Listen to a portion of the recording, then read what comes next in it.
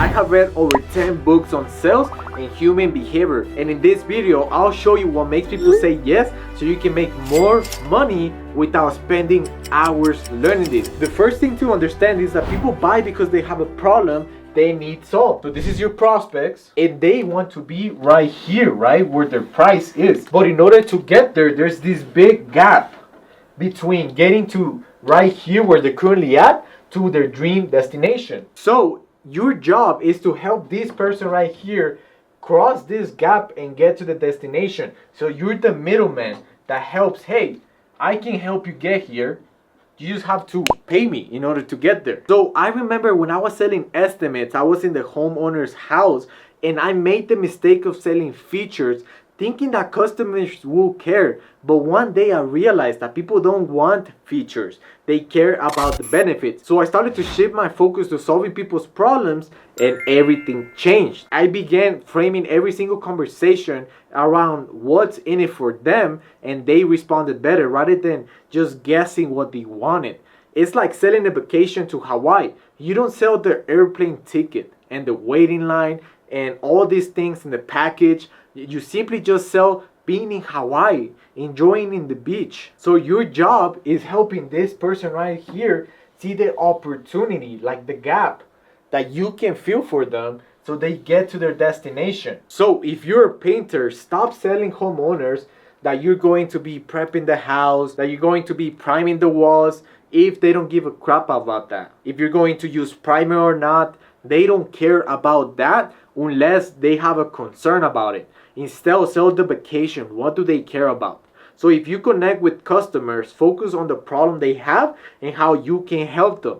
And people don't just buy products or services. They buy the solution to their problem. And your service just helps that person cross the bridge. So you need to speak their pains and show how your service can help them get to what they want to achieve. So the next time you talk to a potential customer, ask them about their problems they're trying to solve. Show them that your service can be the answer they've been looking for.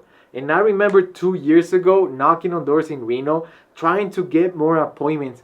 I was constantly getting rejected by the homeowners, and I was thinking to myself, how can I overcome all these objections? And I had tried just straight up pitching, hey, we're painting houses to homeowners, but it didn't work. And I just took a pause for a second. I asked myself, what do homeowners really want? And I realized that I couldn't categorize every homeowner the same, since not all of them are going to have the same problems. So I thought to myself, why don't I just ask them instead of complicating my life here? And I began asking homeowners what their biggest concerns were about their home. And that's when everything changed. So now, instead of just pitching an offer that homeowners might not care about, I was personalizing my pitch to ensure that the solution was in my pitch to their problems. I was like, hey man, you have this problem with your home. I can help you get there. This is where you want to be. I can take you there. So now I went from having the same pitch for everybody to personalizing my pitch to show, hey, I can help you solve your specific problem. And this increased my authority because they saw me as the expert. And that's when I realized the power of focusing on people's problems first before you pitch. So never, ever, ever pitch a homeowner if you don't even know their problems.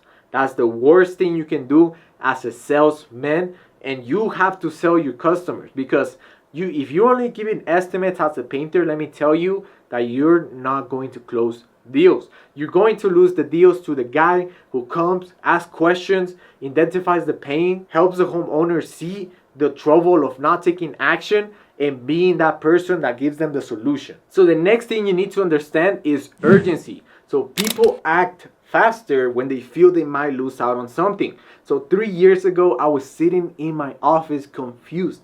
Why aren't homeowners giving me their deposits? I wanted to figure out how to close more sales, but I didn't know what I was doing wrong. And I didn't know how to use urgency at that time correctly. So I decided to start to educate myself on the importance of adding urgency every single sale. And once I started creating a sense of urgency, people felt the need to take my service right away. So I'll tell them how acting now could benefit them immediately, and not acting could lead to potential pain. So adding urgency, helping close more deals by simply pointing out why acting now is a must, and why delaying it could potentially give them more problems than they currently have. The important thing to remember is that not everyone is going to act for the same urgency. So Susan might care about her house rotting and she wants to act quick because she doesn't like how it looks. But John, he doesn't give a crap about that. He just wants status. And John just wants to be the most beautiful house in the neighborhood. He wants to make his neighbors jealous. Who knows? But just John not having that right now creates that gap that you can help them get there. And that's exactly why you should act now, John, because your neighbor might paint his house and he's gonna have a more beautiful house than you. So you see how I'm doing it here? I'm just personalizing every single urgency. And creating urgency just simply helps people see the value of taking action now and not later. It's not about pressuring them, it's just showing the positive impact they'll miss if they don't take action. You want to do this ethically, right? So you don't want to just lie and come up with some fake urgency. If you're booked out 2 months in advance and this guy wants to get the project done in summer, let's say summer is in 2 months, right? You want to point that out. Hey man, I'm booked out for 2 months. I'm still getting estimates. If you don't give me the deposit, you might have to wait more time and we're not gonna probably get it done by summer. So wouldn't it make sense to get started with the project now, putting that deposit, so when summer comes 2 months in advance, 2 months from here now, you can have your painting project done rather than risking us getting booked out for another 3 months once it's summer and you having to wait for the winter now. You see the difference? I'm personalizing the urgency and I'm not simply saying, hey man, you should act now because you want to paint your house, right? That's not real ethical urgency. So when you talk to a homeowner, explain how acting now can make a difference for them. And people want to feel like they're making a good choice, so always use the right language. And urgency can get you a yes. So remember, highlight how starting today can lead to the results they're looking for, and how not acting today can possibly have a consequence if they don't take action. Finally, the last thing you need to remember is that trust is everything. The glue that holds business relationship together, that is trust. And this trust is purely based on integrity. Brian Tracy. So building trust with homeowners is the key to making them buy. So people want to work with someone they can count on. Someone who won't overpromise or dilute them into just buying just for their commission.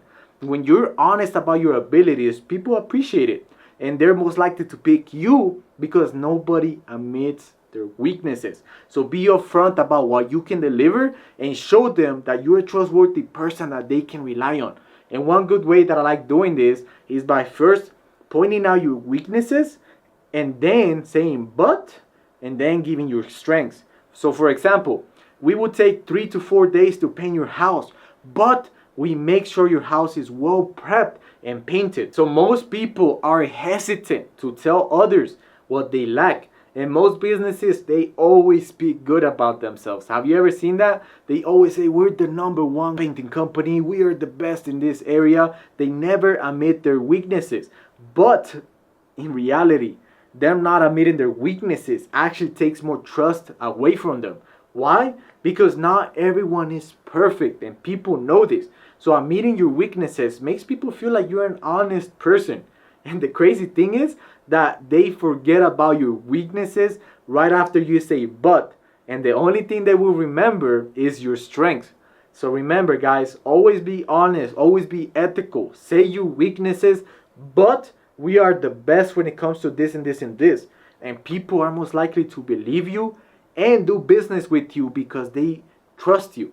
And that's very special when it comes to a salesperson, because at the end of the day, yeah, you own your painting business, but you're also a salesman. You have to sell when you do marketing. You have to sell the estimates. You have to sell your employees on why they should stay with you, specifically like the painters. Why shouldn't you go to another painting company, right? So you are a salesman. You have to even sell your family on why they should trust you. So remember guys, a salesman always builds trust. And how you build trust? By being an honest person, an ethical person. So that's all for today, guys. Remember that you are walking your destiny. Hope you have a good day. Take care.